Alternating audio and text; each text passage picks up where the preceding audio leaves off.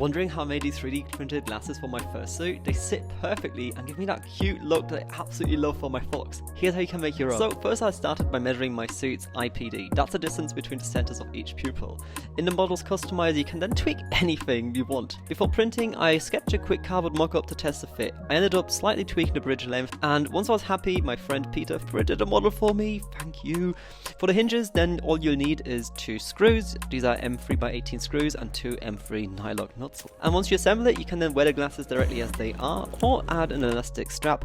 And if you want to go really fancy, you can actually use magnets inside your head and on the glasses to magnetically attach them.